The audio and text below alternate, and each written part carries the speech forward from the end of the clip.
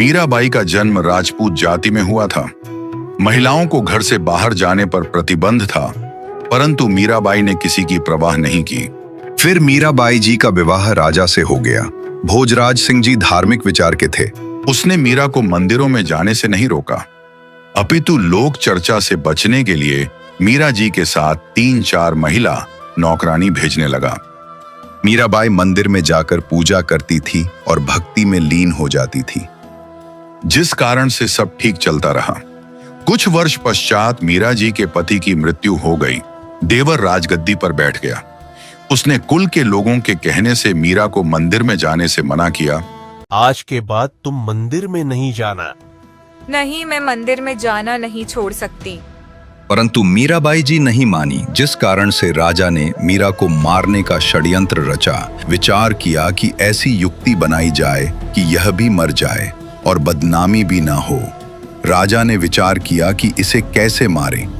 राजा ने कहा कि सपेरे एक ऐसा सर्प ला दे कि डिब्बे को खोलते ही खोलने वाले को डंक मारे और व्यक्ति मर जाए। ऐसा ही किया गया और फिर राणा जी ने अपने लड़के का जन्मदिन मनाया। उसमें रिश्तेदार तथा अन्य गणमान्य व्यक्ति आमंत्रित किए। राजा ने मीरा जी की बांदी नौकरानी से कहा कि ले, यह बेशकीमती हार है। ये बेशकीमती हार है। मेरे बेटे का जन्मदिन है। दूर दूर से रिश्तेदार आए हैं। मीरा को कह दे कि सुंदर कपड़े पहनकर इस हार को गले में पहन ले, नहीं तो रिश्तेदार कहेंगे कि अपनी भाभी जी को अच्छी तरह नहीं रखता। मेरी इज्जत बेइज्जती का सवाल है। नौकरानी राजा से हार का डब्बा लेकर मीराबाई के कमरे की तरफ जा रही है। मालकिन, आपके लिए राजा ने एक हीरे मोतियों का हार भेजा है और उन्होंने बोला है कि इसको आप पहने। बांदी ने उस आभूषण के डिब्बे को मीराबाई को दे दिया और राजा का आदेश सुना दिया।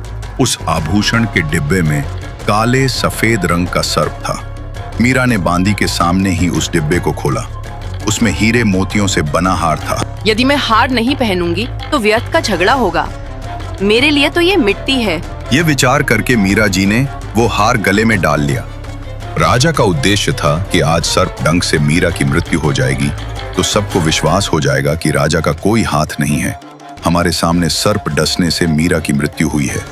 कुछ समय उपरांत राजा मंत्रियों सहित तथा कुछ रिश्तेदारों सहित मीरा के महल में गया तो मीराबाई जी के गले में सुंदर महंगा हार देखकर राणा बौखला गया और बोला, बदचलन, ये हार किस यार से लाई है? आपने ही तो बांदी के द्वारा भिजवाया था, वही तो है। बांदी को बुलाया तथा पूछा कि वो डिब्बा कहाँ है। बांदी ने पलंग के नीचे से निकाल कर दिखाया, ये रहा राजा जी जो आपने भेजा था। राजा वापस आ गया। राजा ने सोचा, अब की बार इसको विष मैं अपने सामने पिलाऊंगा। नहीं पिएगी तो सिर काट दूंगा। एक सपेरे से कहा कि भयंकर विष ला दे जिसे जीभ पर रखते ही व्यक्ति मर जाए। सपेरा जंगलों में चला गया और वहां पर जहरीला सांप ढूंढ रहा है और उसको एक जहरीला सांप मिल जाता है और उसके मुंह से जहरीली जहर निकालकर बोतल में डाल लेता है और फिर वहां से सपेरा जहर लेकर महल की तरफ जाता है। सपेरा जहर की बोतल सैनिक को दे देता है। सैनिक उसे जहर वाली बोतल को लेकर राजा के पास जाता है। फिर मीराबाई को महल में बुलाया जाता है। राजा ने मीरा से कहा कि ये विष पी ले, अन्यथा तेरी गर्दन काट दी जाएगी। मीरा ने सोचा कि अगर गर्दन कटेगा तो दर्द होगा, मैं जहर ही पी लेती हूँ। फिर राजा मीरा को जहर दे देता है और मीरा उसको पी लेती है। सब मीराबाई को देख रहे हैं और मीराबाई जहर का प्याला पीकर भी उनको कुछ नहीं होता और वो आराम से खड़ी रहती है। राजा को लगता है कि सपेरा नकली जहर लेकर आया था तो राजा सपेरे ऊपर बहुत ज्यादा गुस्सा करता है और फिर राजा सपेरे को बोलता है, तुम ये नकली विष लेकर आए हो तभी मीरा की मृत्यु नहीं हुई। महाराज, जहर वाला प्याला कहाँ है, मुझे दिखाइए।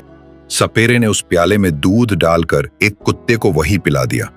कुत्ता दूसरी बार जीभ भी नहीं लगा पाया था, मर गया। मीराबाई की इच्छा किस भगवान ने की? आइए जानते हैं। ने प्रार्थना की।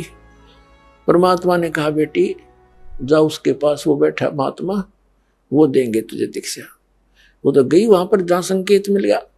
जाके बैठ की, एक महाराज जी नाम दे दो, दीक्षा दे दो।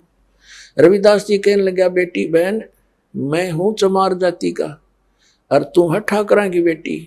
गुरु से नाम लेने के बाद जब तूने लोग जाके यूं कहेंगे तूने किससे नाम ले लिया है, चमार पर नाम ले लिया, इज्जत का नाश हो गया।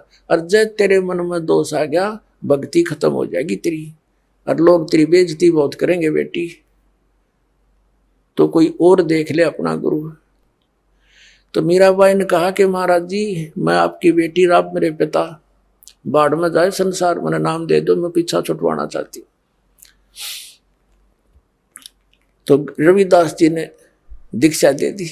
अपने आत्माओं भक्तों के लक्षण ये होते हैं, वो लोक लाज नहीं करते। कभी परमात्मा की वाणी में भी गरीबदास साहिब बताते हैं, लोक लाज ना कीजिए निर्भय हो रहिए, और यो मन चावे राम को तो दासा तन करिए। कहते हैं लोक लाज ना कीजिए निर्भय हो रहिए, जय मन चावे राम को दासा तन करिए। स्वान स्वरूप संसार है कुछ कर सी नाही, शीस महल को देख करिए भौंक भौंक मर जाही।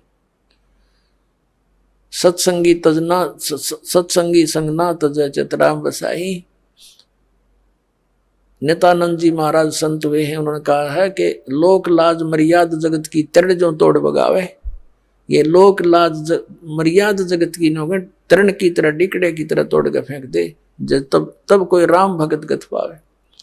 तो साधु संतां के पिछले उदाहरण देख लो, उन्होंने लोक मर्यादा कति नहीं करी। जैसे आदरणीय नानक साहिब जी हिंदू धर्म में थे, अरोड़ा खत्री इनके घर जन्म था इनका, और रामकृष्ण के पुजारी थे। परमात्मा मिले तो पूरा उसी दिन त्याग दिया था, परमात्मा के दर्शन करके आते ही सब छोड़ दिया, और पूरा विरोध हुआ था उसका हिंदू समाज में, होने दे, कति परवाह नहीं करी। ये दृढ़ भक्त होते हैं जिनको भगवान आकर मिलते हैं।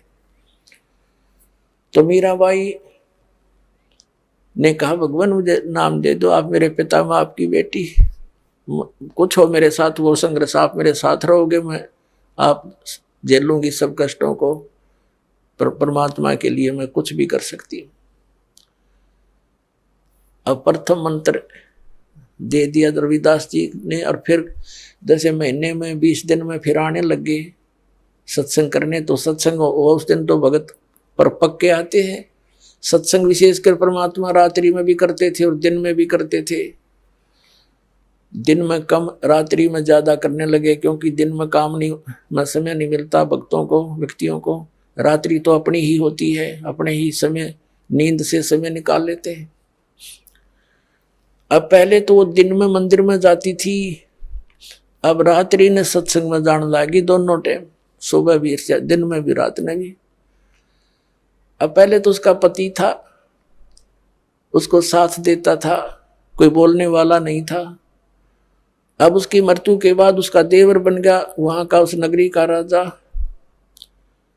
उसने मीराबाई को बहुत समझाया कि तू अब मत जाया कर, पहले तो तेरा पति था, अब लोग पता नहीं क्या क्या बात बनाते हैं, हमारी इज्जत का नाश कर देगी तू। उसने कोई परवाह नहीं करी थी, मंदिर में जाती रही। और फिर लागी और रात ने सत्संग में जान। इस बात का उसके देवर ने घना मलाल हो गया, घना दुख मान लिया कि इसको तो मार दे तो अच्छा है, और इसने तो इज्जत का नाश कर दिया। तो क्या किया उसने, क्या किया, एक दिन अपने पुत्र का जन्मदिन रख दिया, रिश्तेदार आए हुए थे, और एक किसी सपेरे से कहा कि ऐसा विषधर ला दे, ऐसा विषयर ला दे सर्प के डंक मारते मर जाए आदमी। उसने वैसा ही ला दिया, राजा का हुक्म था, और एक डिब्बे में बंद करके ऊपर लिख दिया 9 लखा हार। राजा ने एक बांदी से कहा, नौकरानी से, जाओ मीरा को दे दे, ये हार गले में पैर लेगी, सुंदर कपड़े पहन लेगी, रिश्तेदार आवेंगे। और ऐसे, क्योंकि वो तो ऐसी रहती थी बेचारी, उसने तो ना उड़ने पैरने की कोई परवाह नहीं रही थी, भगवान में कसक गनी लगी थी। तो उसने कहा कि ठीक से कपड़े पहन लेना, मेरी बेइज्जती ना करवाना, रिश्तेदार ने कहेंगे भाई रहा नहीं, उसकी पत्नी को कैसे रखता है और ये हार पहन लेगी। उसने सोचा था न्यू कि सर्प डस कर इस मर जाएगी, सर्प देगा डस, सारे रिश्तेदार होंगे, सब गवाह हो जाएंगे, सांप लड़ गया भाई हम भी वहीं थे, इसलिए मृत्यु होगी उसकी। इसने चाल तैया चाली थी। अब वो नौकरानी ने तो जाकर दे दिया केले, मीरा भाई राजा ने बताया है इसमें एक हार है बहुत कीमती, इसको पहन लेना और सुंदर कपड़े पहन ले, आज उनका लड़के का जन्मदिन है, दूर दूर के रिश्तेदार आए हुए। मीरा भाई बोली रख दे बेबे, पहन लूंगी। नानू का हाइबा पहन ले, अकमा पहन लूंगी, तो जा। वह चली गई। अब उसने खोला कि ना पहनूंगी तो यूं दुखी करेगा, इन बातों में तो कोई खास आंट भी नहीं मेरा भक्ति की, मेरे लिए तो माटी है, यू हार है, जो कुछ भी है, लेकिन यू बकवादी आदमी दुखी करेगा। तो उसने अपना धोए दाए कपड़े पहन के वो हार गले में पहन के बैठ गई कि जब वहां जाएंगे इकट्ठे में चली जाऊंगी, जहाँ इकट्ठा होना है पार्टी में। अब 5-7 मिनट के बाद वो आया। वो तो वो तो ये देखने आया था कि मर्गी होगी, वाई वाह के कह दो सांप लड़ गया, सांप लड़ गया, ये रहा भागियो भागियो। अब उसने जाकर देखा कि वो मीरा बाई गले में सुंदर हार पहने बैठी। तो कहने लगा कि ये हार कहाँ से लाई, तो उल्टा मैं जानता था तू रातों जाती है, यही कर्म करने जाती है। वो कहने लगी जी आप भी मुझे जीने देते ना मरने देते, आप ही ने तभी भेजा था और देख मुझे ही कलंकित कर रहे हो। तो वो कहता मैंने कहाँ, कौन से उस पर कहाँ भेजा था कि ये डिब्बे में, ये बांदी नौकरानी देकर गई थी। वो डिब्बा देखा कि इसमें क्या था, कि इसमें ये हार था। अब उसने सोचा, बांदी बुलाई नौकरानी कि तू, बोली जी मैं अभी देकर बाहर ही बैठी हूँ, इनके बाहर नौकरानी थी, वो बाहर रहती थी और यही डिब्बा, और तो उसके पास कोई वस्त्र भी कपड़ा भी नहीं था विशेष, और कोई पात्र भी ऐसा नहीं था। अब उसने सोचा भाई बड़ी, उसने सोचा सपेरा जादू कर गया मेरी खातिर, वह ना जच्ची उसका, कोई और जादू जंत्र का दे गया होगा। तो जब तो वह बच गई। एक दिन उसने क्या किया कि एक सर्प से एक विष मंगवाया, विष डालकर एक प्याले से, उन्हें सोचा यह मरती नहीं, मानती नहीं, इसने इज्जत का नाश कर दिया, जिसको जहर से मार देते हैं। उसको कहा विष, साथ गया तलवार लेकर कि ये जहर पी ले, ये विष है इसके अंदर, या तो इसको पी लेना तेरी गर्दन काटूंगा। तलवार लेकर खड़ा हो गया। मीरा बाई ने सोचा मारना तो इसने है ही, तलवार से तो दर्द होगा, विष पे लेती हूँ, आराम से मर जाऊंगी। अब करके मालिक को याद और विष पेगी सारा। और वो देखा खड़ा खड़ा नौका नो चेहरा, आध घंटे तक बाट देखी दुश्मन ने, वो मरी नहीं, वापस आ गया या वासा होकर। तो परमात्मा कहते हैं मीरा बाई को मारन लागे जहर का प्याला प्यारे, पीवत ही अमृत हो लाग्या, हो गया सर्द ही यारे, मन तू पावेगा अपना किया रे, भोगेगा अपना किया रे। भक्ति के अंदर ऐसी शक्ति है पुण्यात्माओं, विश्वास करना इस मालिक पर। ये कथाएं सुना करते थे हम, कथा नहीं थी, ये सच्ची बातें हैं। कहाँ तो विष ने मारना था, कहते हैं पीवत ही अमृत हो गया और हो गया सर्द ही यारे। कहाँ तो विष ने बेचैनी पैदा करनी थी और कहते हैं ठंडक सी होगी उस बेटी की अंतःकरण में। अब उसने सोचा भाई ना तो या मारे तो मरती उसके देवर ने, अब इसका के इलाज करो, इसने तो हमारा बट्ठा बैठा दिया इज्जत का। उसने उसकी माँ बुला ली, मीराबाई की उससे कहा कि मौसी तो समझा दे इसने, और माँ की बात बेटी मान लिया करती है।